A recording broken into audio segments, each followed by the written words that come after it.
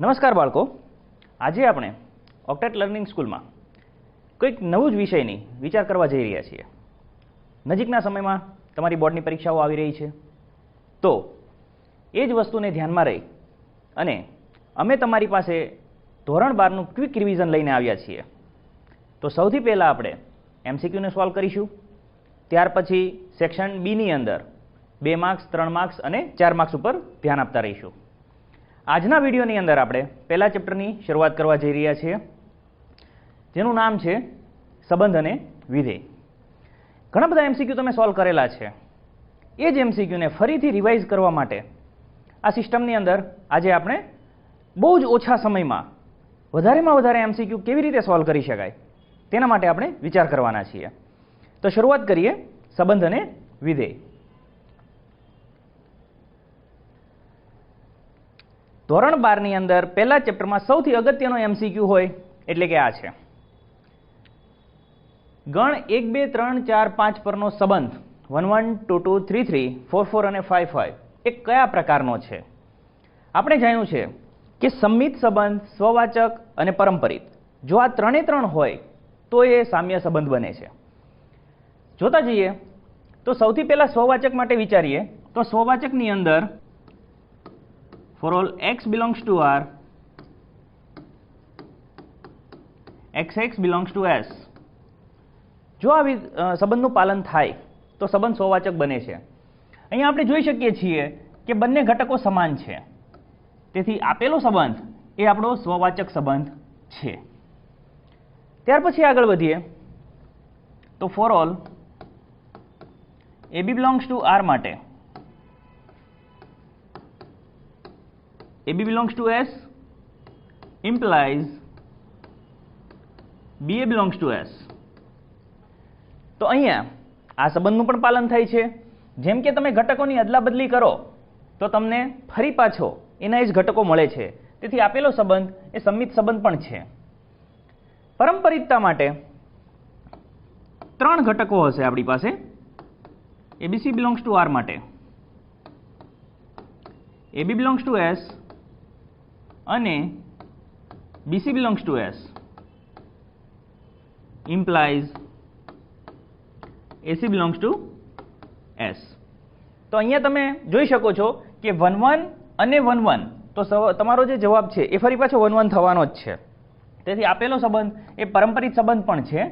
તેથી આપણો જે અત્યારનો સંબંધ છે એ આપણો સામ્ય સંબંધ છે. તેથી આપણો ઓપ્શન રહેશે ડી. ત્યાર પછી આગળ વધીએ. ગણ A બરાબર 1, 2, 3 પરના 1, 2 ને સમાવતા સામ્ય સંબંધની સંખ્યા કેટલી છે? તો કોઈ પણ સંબંધ જો આપણો સામ્ય સંબંધ હશે તો તે 3 સંબંધનું પાલન કરતો હશે. સૌથી પહેલા આપણે લઈએ, ધારો કે આપણો કોઈ સંબંધ S છે. જો મારે એને સામ્ય સંબંધ બનાવવો હોય તો તેમાં સ્વવાચકતા, સંમિતતા અને પરંપરિતતા 3 વસ્તુ આવવી જોઈએ. તેથી સ્વવાચક બનાવવા માટે અને 1, 2 ને સમાવવાનું પણ છે, તેથી મારા એક ઘટક 1, 1 અને 2, 2 હશે. તેથી આપેલો મારો સંબંધ સ્વવાચક બની જાય છે. હવે મારે 1, 2 ને લેવું છે તો 1, 2 એની સાથે હું મૂકી દઈશ 2, 1, તેથી મારો સંબંધ સંમિત સંબંધ પણ બની જાય છે. હવે પરંપરિતતા માટે 1, 1 અને જો હું 1, 2 લઉં તો ફરી પાછું 1, 2 આવી જ જવાનું છે. તેથી મારો એક સંબંધ એ આ હશે કે જેના લીધે 1, 2 આવે પણ છે અને મારો સંબંધ સંમિત પણ થાય છે. બીજા સંબંધની વાત કરીએ તો 3 ઘટકોને લઈ લઈએ. 1, 1, 2, 2, 3, 3 સાથે સાથે 1, 2 તો 2, 1, 1, 3 તો 3, 1 અને 2, 3 તો એને સંમિત કરવા માટે 3, 2. તો આ જે સંબંધ છે એ પણ મારો સંમિત સામ્ય સંબંધ છે. તેથી આપ જોઈ શકો છો કે અહીંયા 2 પ્રકારના સંબંધ આવે છે. તેથી આપેલ જે ગણ આપેલો છે તેમાં 1, 2 ને સમાવતા જે સામ્ય સંબંધ છે તેની સંખ્યા 2 હશે. તેથી આપણો ઓપ્શન બી રહેશે. ત્યારબાદ આગળ વધીએ. Z પર સંબંધ S આ પ્રમાણે વ્યાખ્યાયિત છે. જો xy એ સંબંધનો કોઈ ઘટક હોય તો mod of x minus y less or equal to 1 છે. તો આપણો સંબંધ એ કયા પ્રકારનો સંબંધ છે? અહીંયા આપણે જોઈએ તો સૌથી પહેલા mod of x minus y માટે સ્વવાચકતા માટે વિચારીએ તો આપણે ધારો કે લઈએ છીએ કે xx. તો જો xx કોઈ s નો ઘટક હોય તો mod of x minus x એટલે કે 0 અને 0 એ લેસ ઓર ઇક્વલ ટુ 1 છે. તેથી આપણો જે સંબંધ છે તે સ્વવાચક સંબંધ છે. સ્વવાચક સંબંધ આપણો છે. ત્યાર પછી બીજું વિચારીએ સંમિતતા માટે. તો જો મારો ઘટક xy એ સંબંધ s નો ઘટક હશે એટલે કે mod of x minus y less or equal to 1 હોય તો mod of y minus x પણ લેસ ઓર ઇક્વલ ટુ 1 થાય જ. એટલે કે મારો જે ઘટક છે yx એ પણ મારા સંબંધની અંદર આવશે. એટલે કે આપણો સંબંધ જે છે તે સંમિત છે. એટલે કે બી ઓપ્શન પર આપણે આગળ વધીએ છીએ. હવે બાળમિત્રો અગત્યની વસ્તુ, એમસીક્યુની અંદર તમારે બધા ઓપ્શન સોલ્વ કરવાની જરૂર નથી. કેટલા ઓપ્શન ડિલીટ થાય છે એ તમારે ખાસ વિચારવાનું છે. પહેલી વસ્તુ ઉપરથી આપણને જાણવા મળ્યું કે આપણો સંબંધ સ્વવાચક છે. એટલે કે આપણી પાસે 2 ઓપ્શન આવ્યા અને બાકીના જે 2 ઓપ્શન છે એ ઓટોમેટિકલી આપણે ડિલીટ કરી દીધા છે. હવે આગળ વધીએ તો સ્વવાચક પછી આપણો ઓપ્શન સંમિતમાં જાય છે. તેથી આપણો સંમિત છે જ્યારે અહીંયા સંમિત નથી. તેથી આ ઓપ્શન પણ ઓટોમેટિકલી ડિલીટ થઈ જાય છે. તેથી આમ જોવા જઈએ તો આપણો જે ઓપ્શન છે એ બી ઓપ્શન રાઈટ છે. અહીંયા આપણે પરંપરિત નથી એવું આપેલું છે તે આપણે સાબિત કરી શકીએ છીએ. એક વખત ચેક કરી લઈએ, પણ ઓમસીક્યુ માટે જરૂર નથી. તો પરંપરિતતા માટે વિચારીએ તો અહીંયા જોવા જઈએ તો જો x minus y less or equal to 1 અને y minus z less or equal to 1 આ રીતે છે. પરંપરિતતા માટે આપણે x માઇનસ ઝેડ સાબિત કરવું પડશે. તો x માઇનસ ઝેડ, તો x માઇનસ ઝેડ અને મારે લખવું હોય તો x minus y plus y minus z. હવે હું પ્લસમાંથી છૂટું પાડું તો x minus y plus y minus z. જ્યારે હું અસમતા છૂટી પાડીશ, આને ત્રિકોણીય અસમતા કહેવાય છે, એ સમયે અહીંયા લેસ ઓર ઇક્વલ ટુ બની જશે. તો લેસ ઓર ઇક્વલ ટુ હવે આપણે જોઈએ છીએ કે mod of x minus y 1 અને mod of y minus z એ પણ લેસ ઓર ઇક્વલ ટુ 1. તેથી આ થઈ ગયું 2. એનો મતલબ કે આ થઈ ગયું less or equal to 2 mod of x minus z. તેથી આમ જોઈએ તો આપેલો જે સંબંધ છે એ પરંપરિત સંબંધ નથી. તેથી આપણો ઓપ્શન જે બી છે એ રાઈટ થાય છે. ત્યાર પછી દ્વિક ક્રિયાઓમાં જઈએ તો z પર a સ્ટાર b બરાબર a square plus b square, તો 2 સ્ટાર 3 સ્ટાર 4 બરાબર કેટલા? દ્વિક્રિયાની અંદર ખાસ અગત્યની વસ્તુ, હંમેશા 2 જ ઘટકો હોવા જોઈએ. તમને ગમે એટલી લાંબી દ્વિક્રિયા આપી હોય, તમારી પાસે 2 જ ઘટકો હશે. તો સૌથી પહેલા આપ જોઈ શકો છો કે અહીંયા 2 સ્ટાર 3 આપેલું છે. તો જે પ્રક્રિયા કરવાની છે, જે દ્વિક ક્રિયા કરવાની છે એ 2 સ્ટાર 3 ઉપર આપણે કરીશું. તો 2 સ્ટાર 3 બરાબર આપણી પાસે દ્વિક ક્રિયા છે a સ્ટાર b બરાબર a square plus b square. તો અહીંયા આપ જોઈ શકો છો a ની જગ્યાએ 2 છે અને b ની જગ્યાએ 3 છે. તેથી 2 સ્ક્વેર પ્લસ 3 સ્ક્વેર, તો 2 નો વર્ગ 4 વત્તા 3 નો વર્ગ 9, આ થશે 13. એનો મતલબ એવો થયો કે a સ્ટાર b એટલે કે 2 સ્ટાર 3 નું જે મૂલ્ય છે એ 13 આવે છે. હવે આગળ વધીએ તો 2 સ્ટાર 3 ની જગ્યાએ આપણે 13 મૂકી શકીએ. તેથી આપણી પાસે હવે આવી ગયું 13 સ્ટાર 4. તો ફરી પાછું એ જ નિયમ લગાવીએ. 13 square plus 4 square, 13 square 169 plus 4 square 16 equal to 581. તો 185 તે ઓપ્શન આવશે આપણો સી.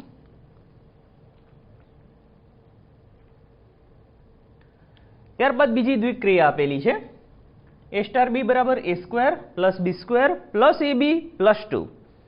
અહીંયા આપણે 3 સ્ટાર 4 નું મૂલ્ય જોઈએ છે. તો 3 સ્ટાર 4 બરાબર એની જગ્યાએ 3 લેવાના છે, બીની જગ્યાએ 4 લેવાના છે. તો 3 square plus 4 square plus 3 into 4 plus 2. તો 3 સ્ક્વેર 9 પ્લસ 16 પ્લસ 3 ચોક 12 વત્તા 2. 9 16 25 વત્તા 12 ને 2 14. આ થઈ ગયા 39. એટલે કે આપણો ઓપ્શન રહેશે બી.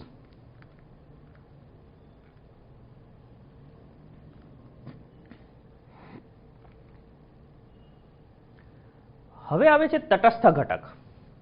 તટસ્થ ઘટકની વાત કરીએ તો તટસ્થ ઘટક માટે સૌથી પહેલા આપણે ધારવું પડશે કે ધારો કે કોઈ એવો ઘટક છે E કે જે આપેલી દ્વિક્રિયા માટે તટસ્થ ઘટક છે. અહીંયા ધારી લઈશું, ધારો કે કોઈ ઘટક E છે જે આપણા માટે તટસ્થ ઘટકનું કામ કરે છે. હવે તટસ્થ ઘટક હશે તો બે પ્રક્રિયા હોવી જોઈએ કે A સ્ટાર E બરાબર E સ્ટાર A બરાબર A. તટસ્થતાની આ જ વ્યાખ્યા છે કે તેની સાથે કોઈ પણ પ્રક્રિયા કરવામાં આવે તો તમને એનું મૂળ મૂલ્ય આપે છે. A સ્ટાર E નું મૂલ્ય પણ A હશે અને E સ્ટાર એનું મૂલ્ય પણ A હશે. તો અહીંયા આપણી પાસે A સ્ટાર B છે તો આપણે લઈશું A સ્ટાર E બરાબર A.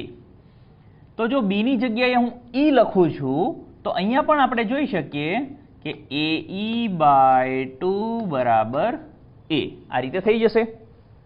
માટે આપ જોઈ શકો છો બંને બાજુથી A કટ થશે તો E બરાબર 2. પણ આ તો વાત થઈ A સ્ટાર E પરથી. બીજું પણ આપણે સાબિત કરી શકીએ છીએ. ધારો કે આપણે લઈએ છીએ E સ્ટાર A બરાબર A. તો અહીંયા થઈ જશે EA બાય 2 બરાબર A. બંને બાજુથી A કટ થઈ જશે માટે E બરાબર 2. તો આમ જોઈ શકો છો કે બંને કેસમાં તટસ્થતા સરખી જ હોય છે અને સરખી હોય તો જ એને તટસ્થતા કહેવાય. તેથી આપણી કેસ પ્રમાણે આપણો જે તટસ્થ ઘટક છે એ 2 છે.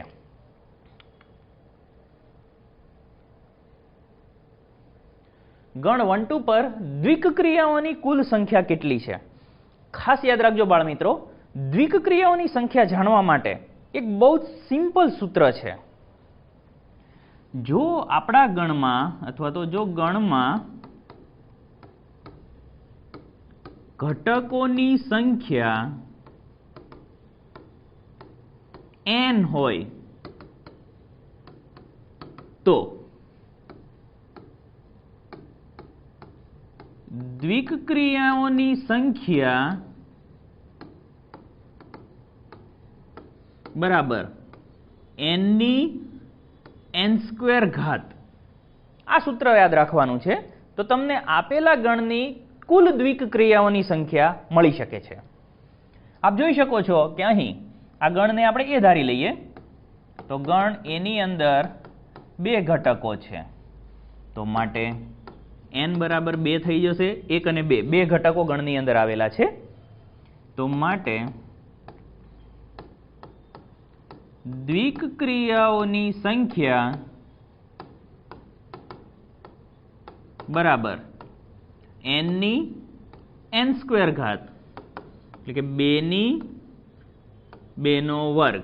તો સૌથી પહેલા અહીંયાનું સાદું રૂપ આપવાનું છે.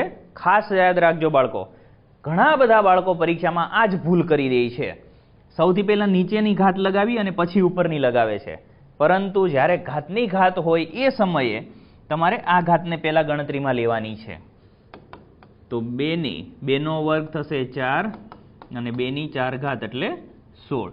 તેથી આપેલા ગણમાં દ્વિક્રિયાઓની જે સંખ્યા છે તે 16 હશે. તેથી ઓપ્શન A સાચો થશે.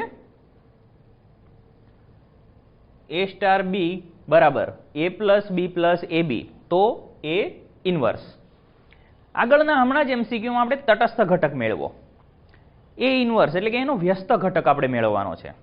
કોઈપણ દ્વિક ક્રિયા માટે જો વ્યસ્ત ઘટક આપણે જોઈતો હોય તો સૌથી પહેલા તે દ્વિક ક્રિયાનો તટસ્થ ઘટક મેળવવો પડે, તો જ આપણે એનો વ્યસ્ત ઘટક મેળવી શકીએ. સેમ પ્રક્રિયા છે, ધારી લઈશું કે ધારો કે આપેલી જે પ્રક્રિયા છે તેનો તટસ્થ ઘટક E છે, તો A સ્ટાર E બરાબર A.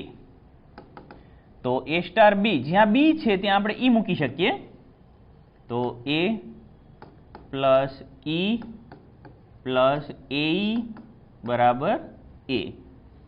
માટે હવે અહીંયાથી બંનેમાંથી E કોમન લઈએ, તો 1 પ્લસ A. આ એ સામે જ હશે તો A માઇનસ A થશે 0, તો માટે E બરાબર 0. એટલે કે આપેલી જે પ્રક્રિયા છે તેનો તટસ્થ ઘટક શૂન્ય છે.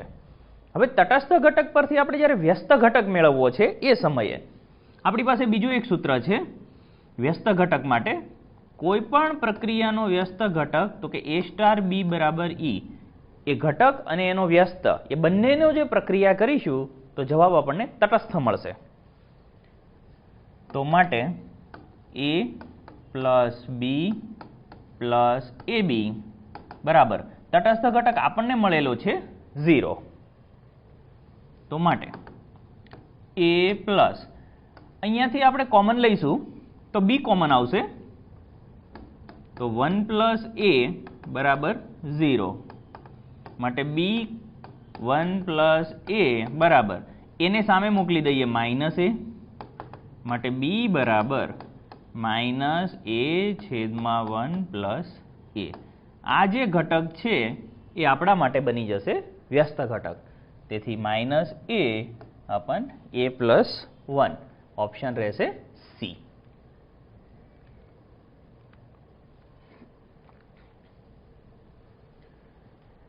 A સ્ટાર B બરાબર AB અપન 100, તો 0.1 નો વ્યસ્ત ખાલી જગ્યા છે. એ જ પ્રક્રિયા ફરી પાછી આપણે કરવાની છે. સૌથી પહેલા આપણે તટસ્થ ઘટક મેળવીશું, તો A સ્ટાર E બરાબર A. B ની જગ્યાએ આપણે E લઈએ છીએ, તો AE અપન 100 બરાબર A. એ કટ કરીશું, માટે E બરાબર 100. તો આપણને તટસ્થ ઘટક મળી ગયો છે. હવે આગળ વધીએ વ્યસ્ત ઘટક માટે, તો A સ્ટાર B બરાબર E, માટે AB બાય 100 બરાબર 100. માટે AB બરાબર મલ્ટીપ્લાય કરીએ એટલે કે 10,000 થશે. હવે આપણે 0.1 નો વ્યસ્ત જોઈએ છે, તો A બરાબર 0.1 લઈ લઈએ, તો 0.1 B બરાબર 10,000, માટે B બરાબર 10,000 ના છેદમાં 0.1, તો માટે B બરાબર એક પોઈન્ટ દૂર કરીએ તો ઉપર 0 આવી જશે, એટલે કે 1 લાખ. તેથી આપણો જે ઓપ્શન છે એ ઓપ્શન A રહેશે. ત્યારબાદ આગળ વધીએ, જો સ્ટાર A સ્ટાર B બરાબર AB પ્લસ 1, તો સ્ટાર A સમક્રમી છે નથી, જૂથના નિયમનું પાલન કરે છે નથી, ટોટલ 4 વિકલ્પો આની અંદર આવી શકે. આવા દાખલાની અંદર ખાસ ધ્યાન રાખો બાળકો, કોઈ પણ પ્રક્રિયા સમક્રમી છે એવું ક્યારે કહી શકીએ? એ ત્યારે જ થઈ શકે જો A સ્ટાર B બરાબર B સ્ટાર A, જો આ રીતે આપણને મળે તો આપેલી પ્રક્રિયા સમક્રમી છે તેવું કહી શકાય. અને જૂથના નિયમનું પાલન કરે છે એવું ક્યારે કહી શકીએ? તો A star B star C બરાબર A star B star C. જો આ પ્રમાણે મળે તો તે જૂથનો નિયમનું પાલન કરે છે એવું આપણે કહી શકીએ. તો આપણને જે સ્ટારની પ્રક્રિયા આપી છે તેના માટે આપણે વિચારીએ, તો સૌથી પહેલા સમક્રમી લઈએ, તો A સ્ટાર B બરાબર AB પ્લસ 1 બરાબર. હવે AB એ ગુણાકારમાં છે, તો ગુણાકારની પ્રક્રિયા સમક્રમી પ્રક્રિયા છે, આપણને ખબર છે. તો AB ને હું BA લખી શકું, +1 તો એ જ પ્રમાણે રહેવાનું છે. તો હવે આ પ્રમાણે જોવા જઈએ તો સ્ટારની પ્રક્રિયામાં આપ જોઈ શકો છો, અહીંયા પહેલો ઘટક પહેલો છે અને બીજો ઘટક બીજો છે, +1 તો એમ જ છે, તો ગુણાકારમાંથી તમે સ્ટાર લગાવી શકો છો. તો અહીંયા પણ એ જ પ્રક્રિયા છે, તો આને પણ હું B સ્ટાર A આ રીતે કરી શકું છું. તેથી AB A સ્ટાર B બરાબર તમને મળે છે B સ્ટાર A. તેથી આપેલી પ્રક્રિયા સમક્રમી છે. તો સમક્રમી છે તો કેટલામાં સમક્રમી છે? પહેલામાં છે અને ચોથામાં છે. એનો મતલબ કે બીજો અને ત્રીજો બે ઓપ્શન કટ થઈ ગયા. શરૂઆતમાં પણ આપણે વાત કરી હતી, MCQની અંદર ઓપ્શનને ડિલીટ કરતા આવડવું જોઈએ. હવે જૂથના નિયમનું પાલન કરે છે અને પાલન કરતું નથી, એના માટે આપણે વિચારવાનું છે. તો જૂથના નિયમ માટે A star B star C. તો A સ્ટાર B લઈએ, AB +1 સ્ટાર C. હવે આપણા માટે AB +1 એ આખો એક ઘટક થઈ ગયો છે. હવે સ્ટારની પ્રક્રિયામાં ખાસ ધ્યાન રાખજો બાળકો, અહીંયાથી ભૂલ થવાના ચાન્સ મેક્સિમમ છે. ગુણાકારમાં અંદરમાં જે ઘટક છે એ બંનેનો ગુણાકાર થાય છે. એનો મતલબ કે AB +1 અને C આ બંનેનો ગુણાકાર થશે અને +1 બાકી રહેશે. તો અહીંયાનો જવાબ તમને મળે છે ABC + C + 1. A star B star C માટે. જૂથના નિયમ માટે બીજું પણ પાલન થવું જોઈએ, તો એને પણ વેરીફાઈ કરી લઈએ. A star B star C. તો A star B star C માટે લખી શકાય BC +1. હવે આ બંને ઘટકો છે, તો એ બંને ઘટકોનો ગુણાકાર થશે. તો A કૌંસમાં BC +1 +1. અહીંયા તમને મળશે ABC + A +1. આપ જોઈ શકો છો કે બંનેનો જવાબ અલગ અલગ છે, તેથી જૂથના નિયમનું પાલન કરતું નથી.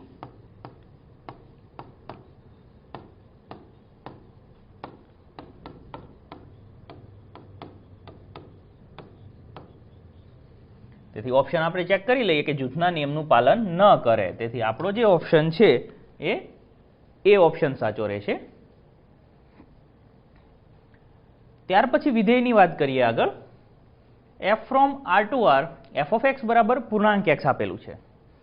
G from R to R g(x) બરાબર sin x આપેલું છે અને h(x) બરાબર 2x આપેલું છે. તો આપણે h(g(f)(x) મેળવવાનું છે. h(g(f)(x)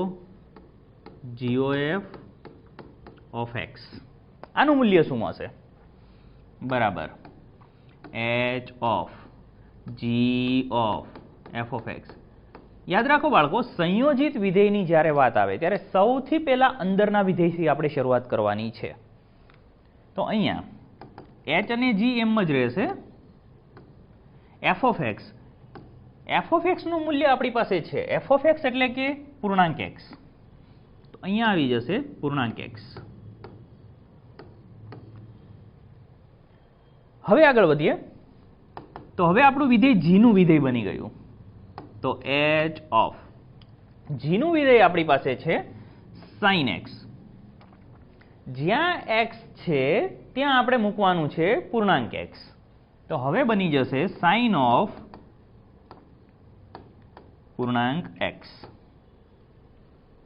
હવે આપણું વિધેય બની ગયું h નું વિધેય. આપ જોઈ શકો છો કે h નું વિધેય છે 2x, એટલે કે જ્યાં x છે ત્યાં આવશે sin of પૂર્ણાંક x. તો 2 sin of પૂર્ણાંક x. તો આ પ્રમાણે ઓપ્શન જોવા જઈએ તો 2 sin of પૂર્ણાંક x, ઓપ્શન સી આપણો રાઈટ ઓપ્શન થશે. F from R to R f(x) બરાબર ત્રણ વિકલ્પો છે આપણી પાસે, -1, 0 અને 1. અને G from R to R g(x) બરાબર 1 + x - પૂર્ણાંક x. તો પ્રત્યેક x માટે આપણે સંયોજિત વિધેય આપેલું છે f of g of x બરાબર ખાલી જગ્યા. આગળ જેવી રીતે આપણે વિચાર્યું એ પ્રમાણે જી ઓફ એક્સનું જે મૂલ્ય છે એટલે કે અંદરના વિધેયથી આપણે શરૂઆત કરવાની છે. તો f of g of x આપણી પાસે છે 1 પ્લસ એક્સ માઇનસ પૂર્ણાંક એક્સ બરાબર. હવે વિચારીએ તો આનું મૂલ્ય ક્યાં સુધી હશે? 1 પ્લસ એક્સ માઇનસ પૂર્ણાંક એક્સ, આનું જે મૂલ્ય છે એ એક્સનું મૂલ્ય આપણે મૂકતા જઈશું તો કયું મૂલ્ય આપણને મળી શકે? તો વેરીફાઈ કરીએ. તો 1 પ્લસ એક્સ પ્લસ પૂર્ણાંક એક્સ, અહીંયા આપ જોઈ શકો છો ઓલરેડી 1 તો આપેલો જ છે. 1 પ્લસ એટલે કે આનું જે જી વિધેય છે એનું મૂલ્ય 1 થી હંમેશા મોટું હશે. ક્યાં સુધી હશે? તો એક્સ પ્લસ પૂર્ણાંક એક્સ સુધીનું, એક્સ માઇનસ પૂર્ણાંક એક્સ સુધીનું હશે. તો એક્સ માઇનસ પૂર્ણાંક એક્સનું મૂલ્ય હંમેશા 1 કરતાં ઓછું જ હશે. તેથી જી વિધેયનું મૂલ્ય હંમેશા 1 થી મોટું રહેશે. 1 થી મોટું રહેશે તો એફ ની અંદર જોવા જઈએ તો એક્સ હંમેશા ગ્રેટર ધેન 0 અને એક્સ જ્યારે પણ ગ્રેટર ધેન 0 હશે ત્યારે આપણું મૂલ્ય રહેશે 1. તેથી આપણો જે ઓપ્શન છે તે રહેશે એ. આગળ વધીએ. જો f from R to R f of x બરાબર એક્સ સ્ક્વેર અને જી ઓફ એક્સ બરાબર 2 એક્સ, તો અહીંયા એક્સ અપન એફઓ જી નહીં પરંતુ એફઓ જી ઓફ એક્સ બરાબર જીઓ એફ ઓફ એક્સ, તો એક્સ બરાબર ખાલી જગ્યા. બે સંયોજિત વિધેય એક સરખા આપેલા છે તો ત્યાંથી જ શરૂઆત કરીએ આપણે. F of g of x બરાબર g of f of x. તો f of g of x એટલે કે 2 એક્સ બરાબર g of f of x એટલે કે એક્સ સ્ક્વેર. હવે આ વિધેય એફ નું વિધેય બની ગયું. તો આપ જોઈ શકો છો કે એફ ના વિધેયમાં એક્સ નો વર્ગ છે એટલે કે આપણું જે વિધેય છે એક્સ, તો એક્સ ની જગ્યાએ આપણે મૂકીશું 2 એક્સ અને એનો વર્ગ. જ્યારે જી ના વિધેયમાં 2 ની એક્સ ઘાત છે એટલે કે એક્સ ની જગ્યાએ આપણે એક્સ સ્ક્વેર મૂકવાનું છે એટલે કે 2 આવશે એક્સ સ્ક્વેર. ઘાતની ઘાતનો ગુણાકાર થશે એટલે અહીંયા થશે 2 એક્સ બરાબર 2 એક્સ સ્ક્વેર. આધાર અને ઘાતના નિયમ પ્રમાણે જોવા જઈએ તો બંનેના આધાર સમાન છે તેથી બંનેની ઘાત પણ સમાન થશે. તો માટે 2x બરાબર એક્સ સ્ક્વેર થશે. તો કે એક્સ સ્ક્વેર બરાબર 2x. મોટા ભાગના બાળકો અહીંયા એક મિસ્ટેક કરે છે, બંને બાજુથી x ને કટ કરી દે છે. પરંતુ ખાસ ધ્યાન રાખો, બંને બાજુથી x ને કટ કરવાના નથી. એ 10મા ધોરણ સુધી આપણે કરતા હતા કારણ કે ત્યાં x is not equal to 0 આપણે કન્સિડર કરીને કરતા હતા. નો ડાઉટ ત્યારે આપણે કન્સિડર લખતા નહોતા પણ ધ્યાનમાં તો એ લેતા જ હતા. હવે આપણે જેટલી પણ પોસિબિલિટી હોય બધી જ વિચારવાની છે. તેથી 2x ને આપણે ડાબી બાજુએ લાવીશું. -2x બરાબર 0, x -2 બરાબર 0, એનો મતલબ કે x બરાબર 0 અથવા x -2 બરાબર 0 અને x બરાબર 2. તેથી x બરાબર 0 હશે અથવા તો x બરાબર 2 હશે. તો આપણો ઓપ્શન જે છે એ 0 હશે અથવા 2 એટલે કે ઓપ્શન ડી રહેશે.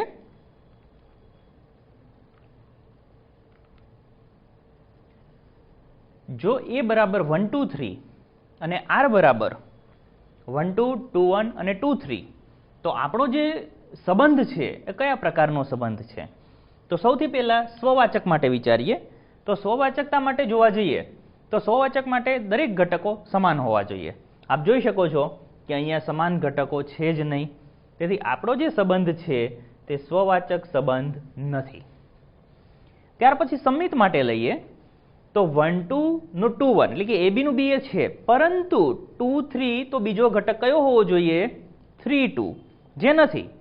તેથી આપણો જે સંબંધ છે તે સંમિત સંબંધ પણ નથી.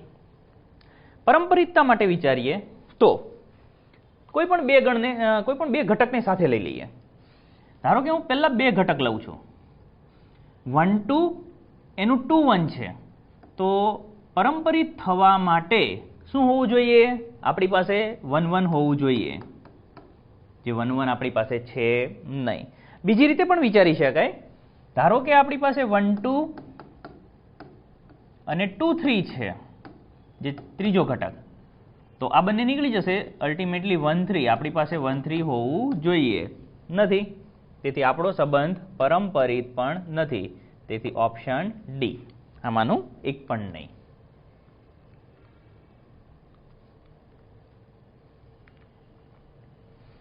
જો f ફ્રોમ -1 to 1 અને f of x બરાબર tan inverse 2x upon 1 - x square વિધેય અંતરાલ b માટે એક અને વ્યાપ્ત હોય તો b બરાબર ખાલી જગ્યા. બાળમિત્રો ખાસ ધ્યાન રાખો, જ્યારે પણ કોઈ વિધેય વ્યાપ્ત વિધેય હોય એ સમયે આપણો સહપ્રદેશ અને વિસ્તાર આ બંને કેવા હોય? સમાન હોય. અહીંયા tan ઇન્વર્સ આપેલું છે અને tan ઇન્વર્સનો વિસ્તાર આપણે જાણીએ છીએ -π/2 થી π/2 વિવૃત અંતરાલની અંદર. તેથી જો વિધેયને વ્યાપ્ત વિધેય બનાવવું હોય તો કમ્પલસરી આપણો જે સહપ્રદેશ b છે તે -π/2 થી π/2 હોવો જોઈએ. તેથી આપણો ઓપ્શન રહેશે એ. સૌથી અગત્યનો દાખલો, સારો દાખલો છે. f of θ આપણને આપેલું છે sin θ, કૌંસમાં છે sin θ પ્લસ sin 3θ. તો થીટાની અલગ અલગ રેન્જ આપેલી છે. વધીએ આગળ. તો f of θ બરાબર બહારનું જે sin θ છે એને એમ જ રહેવા દઈએ, કૌંસમાં sin θ પ્લસ sin 3θ નું સૂત્ર આપણી પાસે છે 3 sin θ -4 sin ક્યુબ θ બરાબર. ગુણાકાર કરી દઈએ. એની પહેલા 3 sin પ્લસ sin એટલે થશે 4 sin θ -4 sin ક્યુબ θ. ગુણાકાર કરીએ તો 4 sin square θ -4 sin raise to 4θ.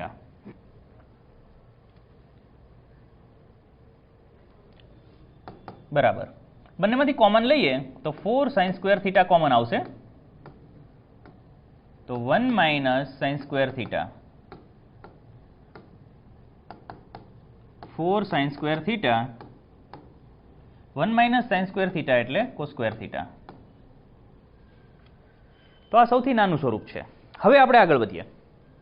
Theta belongs to R, ઘણા બધા અલગ અલગ વિકલ્પો આપણને આપેલા છે કે theta less than 0, theta greater than 0, theta belongs to R. અહીંયા થીટા છે, અહીંયા પણ થીટા છે. આપણને મળેલું જે મૂલ્ય છે એમાં વિચારીએ તો બંનેમાં વર્ગ આપેલા છે. બંને વર્ગ છે એનો મતલબ કે બંને વિધેય ધન છે. જો ઋણ હોય તો લેસ ધેનમાં વિચારવું પડે, પણ બંને ધન છે. તેથી જો થીટા બિલોંગ્સ ટુ આર હોય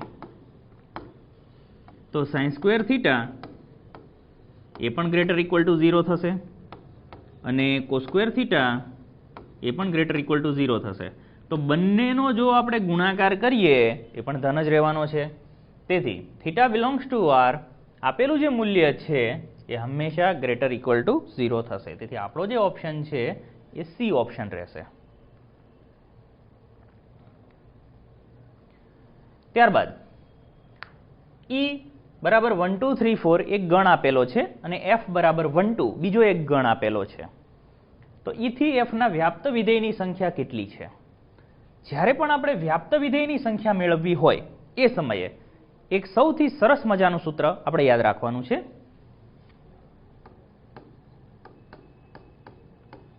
વ્યાપ્ત વિધેયની સંખ્યા બરાબર નંબર ઓફ f એની ઉપર નંબર ઓફ e, એટલે કે સહપ્રદેશની ઉપર પ્રદેશની ઘાત. ખાસ યાદ રાખજો, અહીંયા ભૂલ થશે. સહપ્રદેશના ઘટકની ઉપર પ્રદેશના ઘટકની ઘાત. તો અહીંયા આપણે જોવા જઈએ તો સહપ્રદેશના ઘટક એટલે કે નંબર ઓફ f કેટલા છે? 2 ઘટક છે, એટલે 2. અને પ્રદેશના ઘટક કેટલા છે? 4. તો 2 ની 4 ઘાત એટલે કે 16. પરંતુ જ્યારે સહપ્રદેશના ઘટક પ્રદેશ કરતા ઓછા હોય એ સમયે ધ્યાન રાખજો બાળકો, આ પ્રક્રિયા તમારે કરવી પડશે. વધારે ઘટક હોય એ સમયે કરવાની જરૂર નથી. તો અહીંયા આપણો એક સંબંધ આવો પણ હોય, આપણું એક વિધેય આવું પણ હોઈ શકે કે 1 1 2 1 3 1 અને 4 1. જો વિધેય આપણું આવું હોય, વિધેય f1 બરાબર આવું આપણે કહી શકીએ, તો એનો જે વિસ્તાર છે rf એ શું મળશે? ખાલી એ 1 જ મળશે. બીજું એક વિધેય આપણું આ પ્રમાણેનું પણ હોઈ શકે 1 2 2 2 3 2 અને 4 2. તો એ સમયે આપણો જે વિસ્તાર છે એ મળશે 2. બંને પ્રક્રિયામાં તમે જોઈ શકો છો કે આપણો વિસ્તાર જે છે એ સહપ્રદેશ સાથે મેચ થતો નથી. તેથી આ બે વિધેય જે છે એ કન્ડિશનમાં આપણું વિધેય વ્યાપ્ત થશે નહીં. તેથી કુલ વિધેય આપણા જે આવ્યા છે એમાંથી આ બે વિધેય આપણે માઇનસ કરવા પડશે. તેથી આપણા જે વ્યાપ્ત વિધેય છે એ બનશે 14. તેથી એ ઓપ્શન આપણા માટે સાચો ઓપ્શન થશે.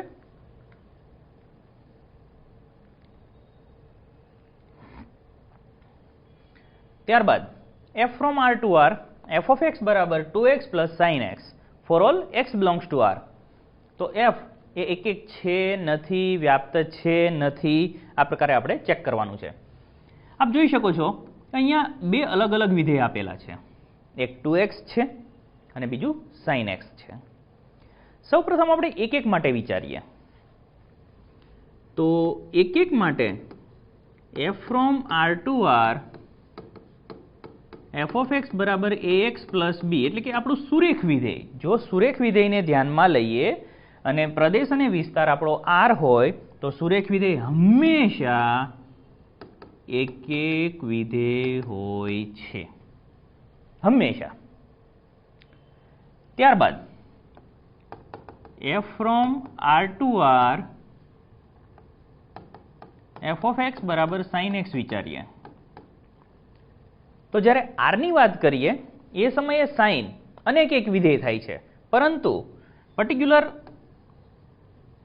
સુરેખ વિધેયની સાથે આપેલું છે એટલે આખું જે આપણું વિધેય છે એ એક એક વિધેય થઈ જશે, કારણ કે આપણો જે ફાઇનલ આન્સર છે એ યોગની સાથે હશે. એટલે sin છે તે -π/2 થી π/2 માં એક એક વિધેય છે, જ્યારે આપણું સુરેખ વિધેય એ આખા r પર એક એક વિધેય છે.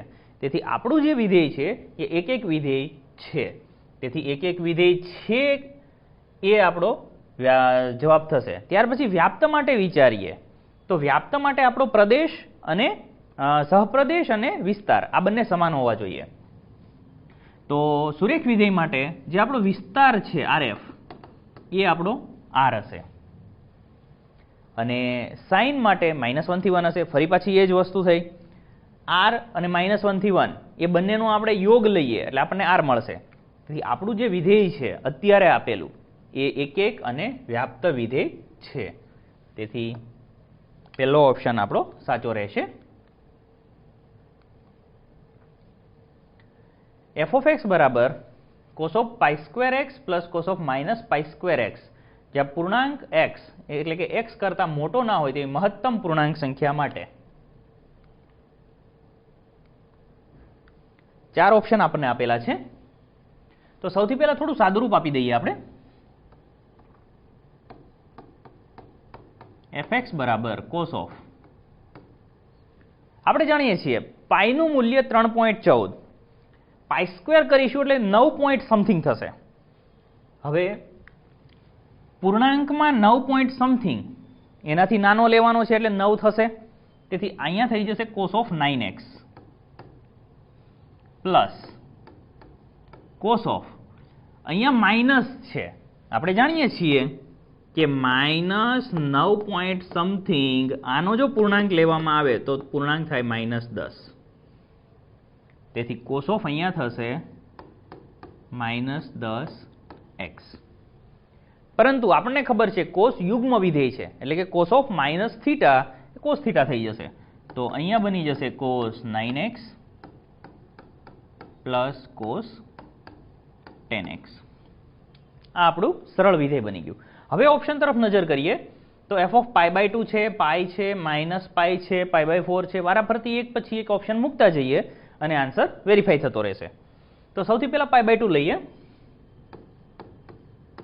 તો f ઓફ π/2 બરાબર cos ઓફ 9 π/2 પ્લસ cos 10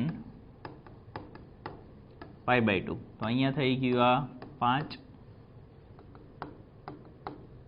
9 π/2 એટલે 0, કોસના શૂન્ય π/2 પાસે 0 થશે.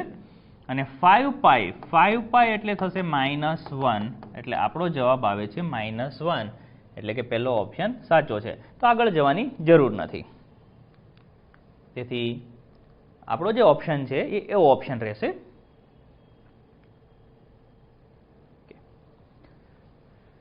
તો આ પ્રમાણે આપણે પહેલા ચેપ્ટરનું રિવિઝન કર્યું. જો આપને આ પ્રમાણેનું રિવિઝન કરવું હોય તો આપ સબસ્ક્રાઇબ કરી શકો છો, લાઇક કરી શકો છો અને શેર પણ કરી શકો છો. અને જો કોઈ ક્વેરી હોય તો અમને કમેન્ટ બોક્સમાં લખી અને મોકલાવી શકો છો. Okay, thank you.